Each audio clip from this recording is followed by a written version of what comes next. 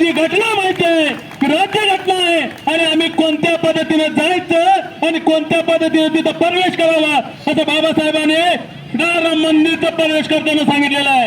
ती आठवण करून द्यावं लागेल. अशा पद्धतीने जर वागणं आम्ही सहन करणार नाही. आज आम्ही खानापूरच्या कोपऱ्यातनं जरी आलो असेल तर खानापूरचा कोपरा आमचा बांधव आहेत म्हणून ओळखतो आम्ही. आणि या बांधवाप्रमाणे तुम्ही सगळ्यांनी जर राहिला नाही तर उद्याच्या उद्या आज चॅलेंज करतो 3 ते 4 दिवसामध्ये जर ते मंदिर मधल्या पुजाऱ्याने कोणी त्या माणसाने जे अन्याय केलाय किंवा अपमान केलाय त्यांना जर आदेश केला नाही तर याचा पुढचा परिणाम ते मंदिर ताब्यात घेतल्याशिवाय राहणार नाही. हे मात्र लक्षात ठेवा प्रशासनाने. अरे लहान मुलाने तुमचं काय वाकडे केलं होतं. अरे ते लहान मुलं आहेत ना, तुम्ही म्हणता ना ते लहान मुलं म्हणजे देवाघरची फुलं म्हणता. अरे लहान मुलावरती अन्याय करत असताना तुम्हाला लाजा कशा वाटत नाहीत. नराजाला माहित का तुम्ही माणसाला माणुसकीचा मान देत नाही का तुम्ही. अरे लहान मुलांना तुम्ही जात ओळखून देता का त्यांना. अरे 3 वर्षाच्या मुलाला तुम्ही जात समजून देता काय. शांत असलेल्या खानापूर तालुक्याला शांततेचा संदेश आम्ही दिलेला आहे आणि जर करता शांततेचा संदेश तुम्ही जर तापवायचा असेल तर त्याचा परिणाम वेगळा होईल. हेही देखील प्रशासनाने कान आणि डोळे सोडून ऐकावं. कारण लहान मुलावरती झालेला परिणाम त्याच्या पुढच्या भविष्यावरती किंवा त्याच्या माइंडवरती होतो हे देखील तुम्ही समजून घेणं गरजेचं आहे. 16/5/2022 ತಾರೀಕಿಗೆ ಅಲ್ಲಿ ಊಟದ ವ್ಯವಸ್ಥೆ ಇದ್ದಾಗ ಊಟ ಮಾಡ್ಲಿಕ್ಕಂತ ಹೋದಾಗ ಅಲ್ಲಿದ್ದಂತ ಸವರ್ಣೀಯರು ಅವರು ಊಟ ಮಾಡ್ಲಿಕ್ಕೆ ತಾಟ್ ತಗೊಂಡಾಗ ನೀನು ಕನಿಷ್ಠ ಜಾತಿಗೆ ಸೇರಿದ ವ್ಯಕ್ತಿಯಾಗಿರು. ತದನಂತರ ಮುಂದಿನ ಅಮಾವಾಸ್ಯೆ ಅಂತಂದ್ರೆ 15/6/2026 ತಾರೀಕಿಗೆ ಅದೇ ದೇವಸ್ಥಾನದಲ್ಲಿ ಅದೇ ವ್ಯಕ್ತಿಗಳು ಸಾರ್ವಜನಿಕವಾದಂತಹ ಮಹಾಪ್ರಸಾದವನ್ನು ಏರ್ಪಾಡು ಮಾಡಿರ್ತಾರೆ. ಆ ಟೈಮಿನಲ್ಲಿ ಶಾಲಾ ವಿದ್ಯಾರ್ಥಿಗಳು ಊಟಕ್ಕೆ ಬರುವಂತೆ ಶಾಲಾ ವಿದ್ಯಾರ್ಥಿಗಳಿಗೆ ಆಹ್ವಾನ ನೀಡಿರ್ತಾರೆ. ಸುಮಾರು 20 ರಿಂದ 25 ಪ್ರಾಥಮಿಕ ಶಾಲೆಯ ವಿದ್ಯಾರ್ಥಿಗಳು ಗ್ರಾಮದಲ್ಲಿ ಊಟಕ್ಕೆ ಹೋಗಿರ್ತಾರೆ ಬಸವೇಶ್ವರ ದೇವಸ್ಥಾನದಲ್ಲಿ. ಆ ಸುಮಾರು 20 ರಿಂದ 25 ವಿದ್ಯಾರ್ಥಿಗಳಲ್ಲಿ 4 ಜನ ದಲಿತ ವಿದ್ಯಾರ್ಥಿಗಳನ್ನ ಗುರುತಿಸಿ ಅವರನ್ನ ಇತರೆ ಅಂದ್ರೆ ಸವರ್ಣ ಜಾತಿಯ ಮಕ್ಕಳಿಂದ ಬೇರ್ಪಡಿಸಿ ನೀವು ಕೀಳು ಜಾತಿಗೆ ಸೇರಿದವರು, ನಿಮಗೆ ಇಲ್ಲಿ ತಟ್ಟೆಯಲ್ಲಿ ಊಟ ನೀಡಕ್ಕೆ ಆಗೋದಿಲ್ಲ, ನೀವು ಮನೆಗೆ ಹೋಗಿ ತಗೊಂಡು ತಟ್ಟೆ ತಗೊಂಬರ್ರಿ ಅವಾಗ ಊಟ ಕೊಡ್ತೇವೆ ಅಂತ ಹೇಳಿ ಅಮಾನವೀಯ ಕೃತ್ಯವನ್ನು ಎಸಗಿದ್ದಾರೆ.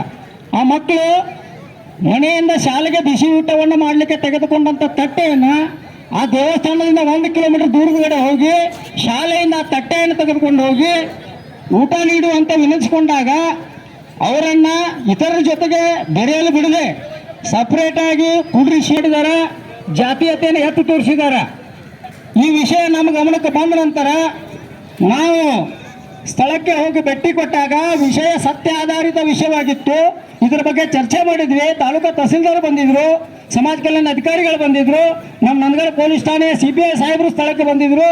ಈ ವಿಚಾರವಾಗಿ ಕುಲಂಕುಷ ವಿಚಾರ ಮಾಡಿ ಇದು ನಡೆದಿದ್ದ ಘಟನೆ ಸತ್ಯ ಇದೆ, ಈ ಕಾಲದಲ್ಲಿ ಅನಿಷ್ಟ ಪಿಡುಗನ್ನ ತೊಡೆದು ಹಾಕಬೇಕಂತ ಹೇಳಿ ವಿಚಾರ ಮಾಡಿಕೊಂಡು ಅದಕ್ಕೆ ರೂಪಿಸಿದಂಥ ಕಾನೂನಿನ ಅಡಿಯಲ್ಲಿ ನಂದಗಡ ಪೊಲೀಸ್ ಠಾಣೆಯಲ್ಲಿ ದಿನಾಂಕ 23/6/2026 ಗ್ರಾಮದ 4 ಜನ ಈ ಒಂದು ಕೃತ್ಯವನ್ನು ಎಸಗಿದಂತ ಹೇಡಿಗಳ ವಿರುದ್ಧ ನಾವು FIR ಅನ್ನು ದಾಖಲು ಮಾಡಿದ್ದೀವಿ. FIR ದಾಖಲಾಗಿ ಇವತ್ತಿಗೆ 4 ದಿನ ಕಳೆದರೂ ಸಹಿತ ಆರೋಪಿಗಳನ್ನು ಬಂಧಿಸುವಲ್ಲಿ ವಿಳಂಬ ನೀತಿಯನ್ನ ಅನುಸರಿಸ್ತಾ ಇದ್ದಾರೆ. ಆ ವಿಳಂಬ ನೀತಿ ಏಕೆ ಅನ್ನುವಂಥ ಪ್ರಶ್ನೆಯೊಂದಿಗೆ ಮತ್ತು ಇಂಥ ಒಂದು ಮುಂದುವರೆದ ಆಧುನಿಕ ಯುಗದಲ್ಲಿಯೂ ಕೂಡ ಈ ಸಾಮಾಜಿಕ ಪಿಡುಗನ್ನ ಶಾಲಾ ಮಕ್ಕಳ ಮೇಲೆ ಏಕೆ ಹೇರ್ತಾ ಇದ್ದೀರಿ ಅನ್ನತಕ್ಕಂಥ ವಿಷಯವನ್ನು ಇಟ್ಟುಕೊಂಡು ಇವತ್ತು ಬಿಡಿ ಗ್ರಾಮದಲ್ಲಿ ಎಲ್ಲ ದಲಿತ ಮುಖಂಡರು ಒಂದಾಗಿ ಈ ವಿಷಯವನ್ನು ಖಂಡಿಸಿ ಆರೋಪಿಗಳನ್ನು ಬಂಧಿಸಿ ಅವರಿಗೆ ತಕ್ಕವಾದಂತಹ ಕಾನೂನಿನ ಅಡಿಯಲ್ಲಿ ಶಿಕ್ಷೆಯನ್ನು ವಿಧಿಸಿ ನೊಂದವರಿಗೆ ನ್ಯಾಯವನ್ನು ಕೊಡಿಸುವ ನಿಟ್ಟಿನಲ್ಲಿ ಇವತ್ತಿನ ದಿವಸ ಹೋರಾಟವನ್ನು ಹಮ್ಮಿಕೊಂಡಿದ್ದೇವೆ. ಈ ಹೋರಾಟಕ್ಕೆ ಸಾಕಷ್ಟು ರೀತಿಯಲ್ಲಿ ಮೊನ್ನೆ ಏನು ಘಟನೆ ಆಗಿತ್ತು ಹಿರಿಯಂಗರೋಳಿ ಗ್ರಾಮದಲ್ಲಿ, ಘಟನೆ ಆದ ನಂತರ ಮೊನ್ನೆ DSP ಬೈಲಹೊಂಗಲ ಸಾಹೇಬರು ಅದನ್ನ ತನಿಖೆಯನ್ನು ಚುರುಕುಗೊಳಿಸಿ ಈಗಾಗಲೇ ಅದನ್ನ ಸಂಬಂಧಪಟ್ಟವ್ರ ಮೇಲೆ ಯಾರು ತಪ್ಪಿತಸ್ಥರಿದ್ದಾರೆ ಅವ್ರ ಮೇಲೆ ಆಲ್ರೆಡಿ ಕ್ರಮ ತಗೊಂಡಿದ್ದಾರೆ, ಅವ್ರನ್ನ ದಸ್ತಗಿರಿ ಮಾಡಿ ಆಲ್ರೆಡಿ ಜೈಲಿಗೂ ಕೂಡ ಕಳಿಸಿದ್ದಾರೆ. ಮುಂದೆ ಇಂಥ ಘಟನೆಗಳು ಆಗಬಾರದು ಅನ್ನೋದೊಂದು ಎಲ್ಲರ ಒಂದು ಕಳಕಳಿ. ಈ ಒಂದು ಹಳ್ಳಿಯಲ್ಲಿ ಆಗಿದೆ, ನಾಳೆ ಮತ್ತೊಂದು ಹಳ್ಳಿಯಲ್ಲಿ ಆಗಬಾರ್ದು. ಎಲ್ಲರೂ ಒಕ್ಕಟ್ಟಾಗಿ ಬದುಕಬೇಕು ಸಮಾಜದಲ್ಲಿ. ಸೊ ಇಂಥದ್ದೇನೇ ಇಂಥ ಪ್ರಕರಣಗಳಾದರೂ ಕೂಡ ನಾವು ನಿರ್ದಾಕ್ಷಿಣ್ಯವಾಗಿ ಕ್ರಮ ತಗೊಳ್ಳಿಕ್ಕೆ ನಾವೇನು ಹಿಂಜರಿಯೋದಿಲ್ಲ.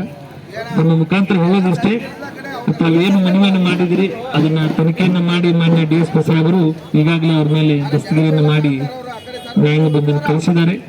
ಸೊ ಮತ್ತೆ ಇಂಥ ಘಟನೆಗಳಾಗದ ರೀತಿಯಲ್ಲಿ ಮುನ್ನೆಚ್ಚರಿಕವಾಗಿ ನಾವು ಕೂಡ ಕ್ರಮವನ್ನು ವಹಿಸ್ತೇವೆ.